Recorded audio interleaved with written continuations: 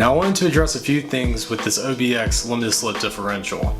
I decided to go with the helical style differential as opposed to the clutch type, mostly because the helicals are more durable. They tend to last much longer than the clutch type, and also they are way cheaper.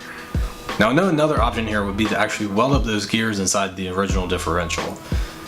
Now, versatility is a big thing I'm looking for in this car, so I want something that can be a really strong street performer and something I can take to the track. Having said that, this is why I chose to go the route of the limited slip. Another thing is, I think a few $100 spent here in the differential will have a very big impact in how the performance of this car will be once it's on the road. Having said that though, there are a few issues you'll want to be wary of if you're planning on doing this swap. First things I was finding when I was doing research on this were a lot of people were finding that the gears inside the differential were actually inverted. Now this is an important point to note because some people were reporting faults and even failures of their differential as a result of these gears being backwards. A good key point to note whether or not those gears are in a good direction is using the ring gear as sort of a landmark. Once you know where that is, you can find the direction of the other gears pretty easy. Just knowing that basically the lines of the gears you want heading up into the differential.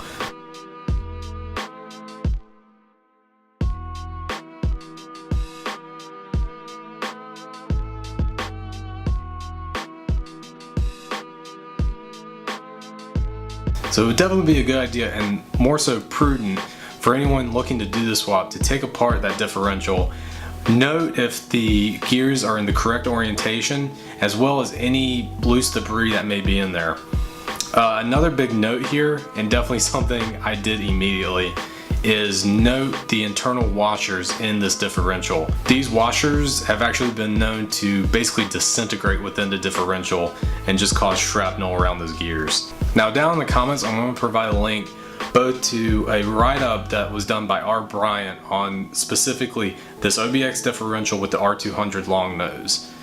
Any questions I can't answer here or in the comments, definitely go there because it lays everything out for you that you could possibly need to know with this. Also down in the description, I'm going to leave a link for where you can buy those internal washers for the differential.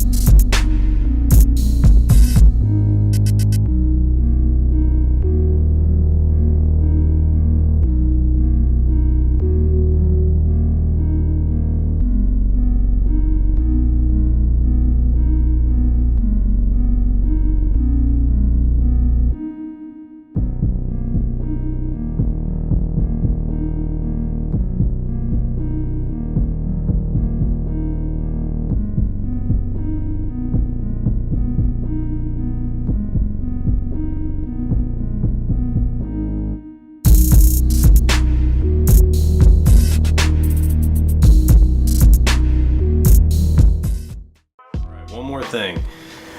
If anyone is thinking about the CV shafts, the Wolf Creek, Fab Racing, definitely know some of these key features that come with it as opposed to the stock universal joint type of CV shafts. One of the big differences that these have over the stock CVs is they don't use a universal joint. Instead they have these bearings which have races, and as you can see, now one of the big things you need to know about with these is when you're assembling, there's not actually really anything holding these together. It's basically the geometry of the pieces themselves that hold each other together. So kind of like what happens there. If you exceed 30 degrees on these, the bearings can actually just roll out and the whole thing will come apart.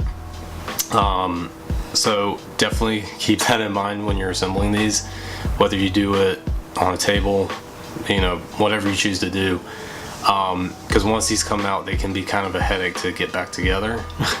The other thing is when you're packing these, it provides in the kit 3 packs of that grease, but definitely make sure you get into these kind of wells here to actually get it around those, into the race and around those ball bearings.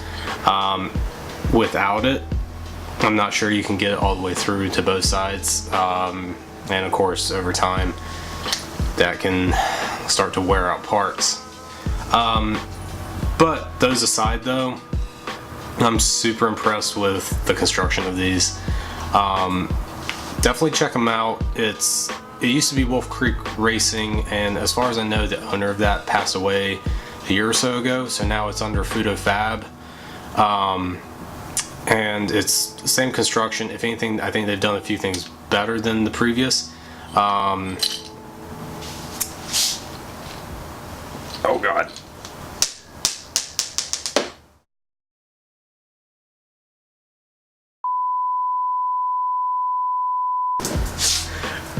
Okay, I guess that's what I get for talking about it. That one literally fell apart in my hand and the ball bearings went everywhere. Like I was saying though, what was Wolf Creek Racing is now under Fab. They still make these CV shafts exactly how they were. They're still chromoly. All the parts are just as they were.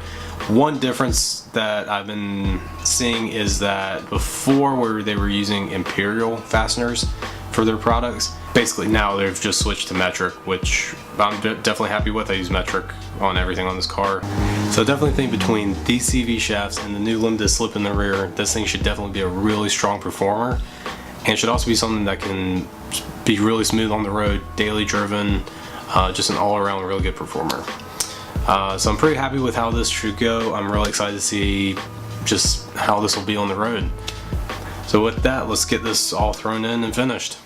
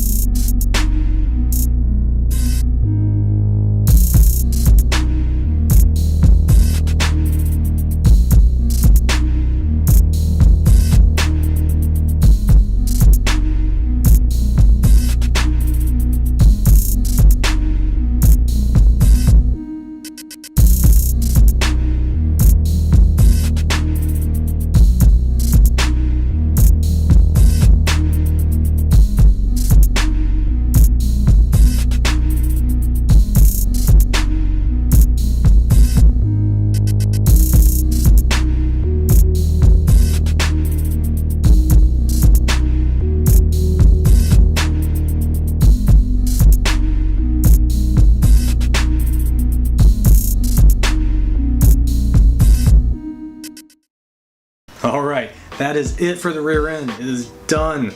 This took a lot longer than I thought, and there were some roadblocks and some hiccups along the way. But I was able to figure them out, able to get it sorted, and hopefully you guys can take away something from it that I didn't know beforehand. I am super happy with all the products that I used in this, from the OBX Helical to the CV shafts to all the Technotour tuning parts in the rear. They all look gorgeous, and I'm super excited to see how well they perform once this car is rolling. I want to say a big thank you to all you who have subscribed to this channel, as well as a thank you to those who took a chance on this video or one of my many others. I really appreciate all the support and encouragement you guys have been providing for me, as well as some of the information that I may not have readily known about some of the parts or even the car itself. So thank you again so much, and I'll see you in the next video.